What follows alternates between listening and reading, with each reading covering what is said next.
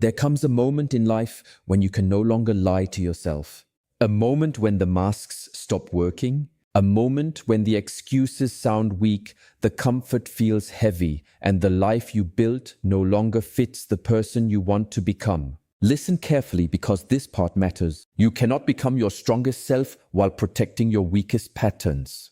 You cannot step into a new life while dragging the broken parts of the old one behind you. If you want real change, not shallow change, not temporary change, but deep and lasting change, then something inside you must end so something greater can begin. This is not about looking better for a few days. It is not about acting motivated when people are watching. It is not about posting strength while privately living in fear. This is deeper than that. This is about tearing down the beliefs that made you small, the habits that kept you stuck, and the identity you kept wearing long after it stopped being true. And yes, it will hurt. It will feel lonely. It will feel strange. But that does not mean you are lost. It may mean you are finally being honest. Stay with me, because most people spend their whole lives protecting a version of themselves that was built from fear. But you were not made to stay trapped in survival. You were made to rebuild, you were made to rise, and the moment you stop asking for permission to become who you really are, your life begins to change in a way that nothing outside of you can stop. Real transformation is not a small repair. It is a full rebuild. It is not changing your clothes while keeping the same mind. It is not setting a new goal while keeping the same excuses. It is not reading one powerful quote and calling that growth. Real growth goes under the surface. It reaches into the hidden places. It asks who you become when no one is praising you, who you become when no one is guiding you, who you become when your old distractions no longer work. The old version of you is not only your past, it is the set of thoughts, reactions, fears, and habits that became normal without your permission. It is the voice that tells you not to try. It is the pattern that makes you settle. It is the part of you that keeps choosing what is familiar over what is right. And if you want to move forward, you have to face that version honestly. Not with hate, not with shame, but with truth. You have to admit that some ways of thinking helped you survive before, but now they are keeping you from living fully. That is a hard truth, but it is also a freeing truth. Because the moment you can name what is holding you back, you stop being controlled by it. You begin to see clearly. You begin to separate your real self from your coping self. And once that happens, your whole future opens up. Watch until the end, because what comes next is the part most people avoid, and it is exactly why they stay the same year after year. The path of growth is rarely loud. It is rarely celebrated in the beginning. Most of the time, it happens in silence, in distance, in moments when you feel far away from the person you used to be and not yet close to the person you are becoming. That middle space can feel confusing. It can feel empty. It can even feel like failure. But it is not failure. It is transition. It is the bridge between your old life and your real life. And that bridge is often lonely. You start to outgrow old routines. Old conversations stop feeling alive. Places that once felt comfortable begin to feel too small. People who understood the old you may not understand the new direction you are moving in. That hurts. It feels like loss because in some ways it is loss, but do not run from that pain. Learn from it, because growth always creates separation. Before a seed becomes a tree, it disappears into the dark soil. Before a butterfly can fly, it breaks apart inside the cocoon. Before you can rise into strength, you have to sit in the quiet long enough to hear your own mind without the noise of the world covering it up. And when you do, something powerful happens. You start hearing your real voice, not the one shaped by pressure, not the one trained to please, your real voice, your own truth. That is why this lonely part matters. It strips away performance. It cuts through confusion. It forces you to meet yourself without an audience, and that meeting may be the most important meeting of your entire life. One of the biggest reasons people stay stuck is because they believe thoughts that were never truly theirs. They carry ideas planted by fear, family pressure, past pain, rejection, failure, and repeated disappointment, and after enough time, they mistake those ideas for identity. They say, "This is just who I am. I always mess things up. I am not made for more. People like me do not win. I am too late. I am too broken. I am too far behind. But listen, those thoughts may feel true, yet feelings are not always facts. And the life you are living right now is shaped in large part by the story you keep repeating in your mind. If you believe you are not enough, you will shrink even when opportunities appear. If you believe you do not deserve peace, you will keep accepting chaos. If you believe failure defines you, you will sabotage progress before it can grow. This is why change begins inside. You must question what you believe. Ask where that belief came from. Ask whether it is helping you or hurting you. Ask whether it belongs to your future or only to your pain. And do not stop there. Look at the habits connected to those beliefs. The procrastination, the people-pleasing, the emotional shutdown, the endless distraction, the staying busy so you never have to feel deeply. These are not random behaviors. They are signs. They are clues. They show you where healing is needed. They show you where your power has been leaking. And once you see the pattern, you have a choice. You can keep living on autopilot, or you can interrupt the cycle and begin building a mind that works for you instead of against you. There is a reason solitude changes people. When you step back from constant noise, you begin to notice how much of your life was built around reaction. Reaction to opinions, reaction to pressure, reaction to fear of rejection, reaction to the need to fit in. When everyone is around you all the time, it becomes easy to perform a role and call it personality. But when you are alone long enough, the performance starts to crack. And under that performance, the truth starts speaking. What do you really want? What do you actually value? What kind of life feels honest to your soul, not impressive to strangers? These questions become louder in silence. At first, that silence can feel uncomfortable. You may feel restless. You may feel uncertain. You may even want to escape back into the old noise. But if you stay there, if you remain still long enough, solitude becomes more than silence. It becomes a mirror. It shows you what drains you. It shows you what matters. It shows you where you have been betraying yourself just to feel accepted. And slowly, very slowly, you begin to trust yourself again. That trust is powerful. It is different from borrowed confidence. It is different from outside approval. It is quiet. It is clean. It is rooted. You stop needing everyone to understand your choices. You stop explaining your growth to people who are committed to the old version of you. You stop asking for permission to change. And that is when your inner compass becomes stronger than public opinion. That is when you begin to walk with direction even when no one is clapping. And if you understand this, you understand why rebuilding alone can become one of the strongest seasons of your life. Sooner or later, every person on the path of real change must face one hard sentence. No one is coming to save you. Not because people do not care, not because support has no value, but because no one can do your inner work for you. No one can face your fears for you. No one can break your excuses for you. No one can force you to become disciplined, honest, focused, and emotionally strong. That part belongs to you. And yes, that truth feels heavy at first, but after a while, it becomes one of the most freeing truths you will ever hear.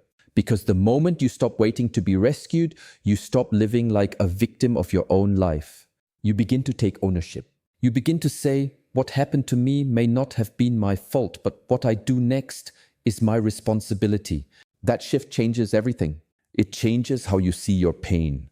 It changes how you use your time. It changes the energy you bring into your future. Taking responsibility does not mean blaming yourself for every wound. It means refusing to let the wound lead your whole life.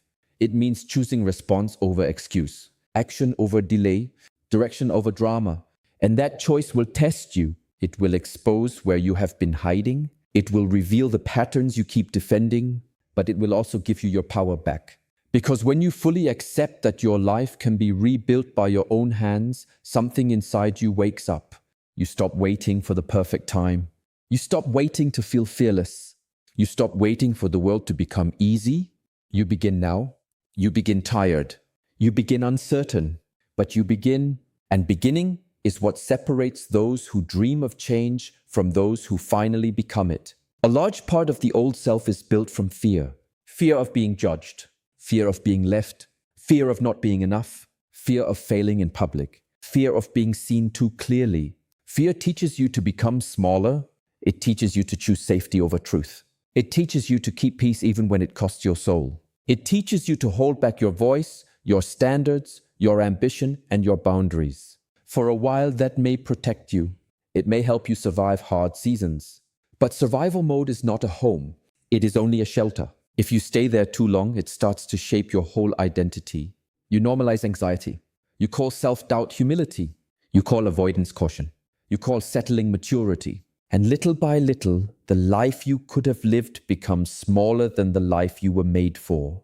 But when you start rebuilding with purpose, fear loses its job. You stop asking, what keeps me safe right now? And start asking, what aligns with who I want to become? That question changes your decisions. It changes your habits. It changes your relationships. You begin choosing what is right instead of what is easy. You begin choosing long-term peace over short-term comfort. You begin choosing honesty over image. Purpose does not always shout. Sometimes purpose is quiet. It is the calm voice inside you that says enough hiding, enough pretending, enough shrinking, enough surviving. It is the voice that tells you to stand up, clean up your inner world, and build a life that matches your values. And once you begin living from that place, even slowly, even imperfectly, you stop reacting to life and start creating it. Solitude also teaches discipline in a way comfort never can. When nobody is watching, when nobody is praising you, when there is no applause and no outside pressure, you discover whether your promises to yourself mean anything. That is where real discipline is built. Not in public, in private, in the quiet choice to wake up and do what matters, in the decision to stay consistent when motivation leaves, in the ability to hold your standard without needing a crowd to reward you. This is why time alone can be so powerful. It removes the performance. It removes the shortcuts. It removes the false energy that comes from trying to impress people. And what remains is simple but strong, your word to yourself. Can you trust it? Can you keep going when no one notices?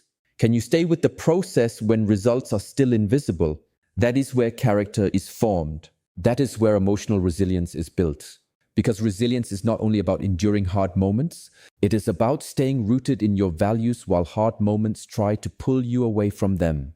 It is about feeling doubt and still moving, feeling pain and still choosing growth, feeling lonely and still refusing to betray yourself. This is the kind of strength that changes a life from the inside. It is not flashy, it is not dramatic, but it is powerful. Every small act of private discipline becomes a brick. Every honest reflection becomes cement. Every day you choose your future over your impulse, you are building a foundation that will not easily break. And when that foundation gets strong enough, your whole presence changes. People may notice it later, but you will feel it first. As you rebuild, one lesson becomes impossible to ignore. Without boundaries, growth falls apart. If you say yes to everything, you will say no to your own peace. If you keep giving your energy to every demand, every opinion, every old connection, every guilt-driven obligation, you will have nothing left for your healing. Boundaries are not punishment. They are protection. They are not walls built from hate. They are filters built from self-respect. They help you choose what enters your life and what no longer belongs there. This matters more than many people realize, because the old version of you may have been trained to please, to tolerate, to overextend, to stay silent just to avoid conflict. But that pattern will crush your growth. You cannot heal in constant chaos. You cannot rebuild in spaces that only reward the version of you that had no standards. You cannot become strong while always abandoning yourself to keep others comfortable.